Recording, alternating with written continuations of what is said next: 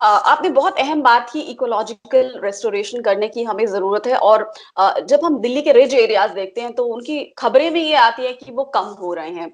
अब दिल्ली जैसे शहर जो कि दुनिया भर में सबसे पॉल्यूटेड, सबसे ज़्यादा प्रदूषित शहरों में से एक है, उसको अगर हम एक मॉडल के रूप में लें, क्योंकि देश की राजधानी भी है, यहाँ अगर जो वनीकरण है, जो फ़ॉरेस्टेशन है, उसको बढ़ाया जाए, पेड़ों को उगाया जाए, तो समाधान के तौर पर आप किस तरह के जो इनिशिएटिव्स हैं वो सजेस्ट करेंगे कि सरकार को, आम लोगों को, एडमिनिस्ट्रेशन को, म्युनिसिपैलिटी को मिलकर इस दिशा में काम करें, जिससे कि आप कह रहे हैं कि ग्राउंड वाटर भी बढ़े और साथ ही साथ प्रदूषण भी कम होगा और एक आपका जो दिखने में भी वो शहर की वो बेहतर दिखेगा। देखिए, आपने एक बहुत अच्छा प्रोग्राम का मेंशन किया था, मनरेगा का।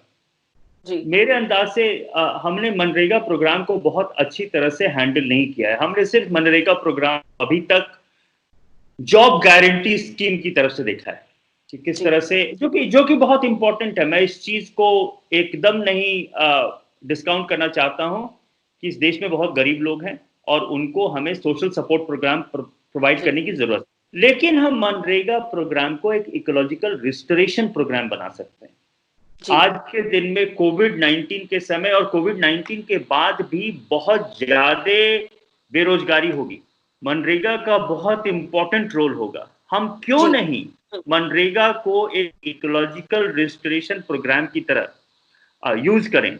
कोविड-19 के बाद, और लार्ज स्केल फॉरेस्ट्री पे काम करें, लार्ज स्केल जो कहते हैं कि सॉइल इंप्रूवमेंट पे काम करें, घास लगाने पे काम करें। बहुत से जो काम हैं वो हम मनरेगा को लेके कर सकते हैं और उसमें सब लोगों को साथ मिलके आना पड़ेगा, क्योंकि मनरेगा का प्रोग्राम सिर्फ डिस्ट्रिक्ट लेवल पे नहीं है। फॉरेस्ट्री डिपार्टमेंट भी इसके अंदर इन्वॉल्व हो सकती हैं, म्युनिसिपल कॉरपोरेशन भी इन्वॉल्व हो सकती हैं। तो हमें इकोलॉजिकल रिस्टोरेशन और मनरेगा को साथ लाने की जरूरत है। जी, ये बहुत अच्छा आपने सजेशन दिया कि इकोलॉजिकल बैलेंस लाने के लिए, इकोलॉजिकल रिस्टोरेशन के लिए मनरेगा को उसके साथ लाने की जरूरत है, क्योंकि पोस्ट कोरोना सिनेरियो में न सिर्फ एनवायरनमेंट को प्रिजर्व करने में इससे मदद मिलेगी, बल्कि लोगों को रोजगार भी मिलेगा। तो मैं आपसे यहाँ जानना चाहूंगी कि जिस तरह ऑड इवन था दिल्ली में, उससे भी काफी हद तक हमें सड़कों पे ट्रैफिक कम दिखता था, और कहीं ना कहीं इस हवा में भी फर्क हमें दिखाई दे रहा था। अ, तो आप क्या लगता है आपको कि ऑड इवन जो है उसे लगातार पूरे साल लागू किया जाना चाहिए? देखिए, ऑड इवन मेरे अंदाज से बहुत ही शॉर्ट टर्म इनिशिएटिव है। हम दिल्ली को बहुत स्ट्रिक्ट, मेरे अंदाज से एक स्ट्रिक्ट पॉलिसी की जरूरत है, जिसके अंदर हमें पब्लिक ट्रांसपोर्ट बहुत बढ़ाने की जरूरत है। पहला बात यह है, ताकि लोग गाड़ियां रोड पे ना लाएं। दूसरी बात यह है कि हमें अब सारी मोबिलिटी को इलेक्ट्रिकल की तरफ बढ़ाने की जरूरत है।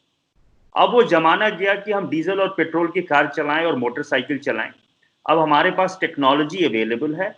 अगर दिल्ली को की हवा को साफ करने की जरूरत है, तो हमें लार्ज स्केल पब्लिक ट्रांसपोर्ट और टेक्नोलॉजी चेंज की जरूरत है। जैसे कि मैंने आपको बताया, odd even short term initiative है। अगर आप इसको साल भर अप्लाई करेंगे, लोग इस डिसिप्लिन नहीं होंगे। ये साल भर अप्लाई करने का टूल नहीं है। हमें जी। आगे की जी। सोचने की जरूरत है। और जैसे कि मैं एक सजेशन दूंगा अरविंद केजरीवाल जी को कि आप ये कहें कि 2023 के बाद दिल्ली में कोई पेट्रोल और डीजल की गाड़ी नहीं बिकेगी, या 2022 के बाद। आप इस तरह की अगर पॉलिसी लाएंगे तो बहुत जल्दी जो दिल्ली की वायु प्रदूषण ऑटोमोबाइल से है वो कम हो जाएगी।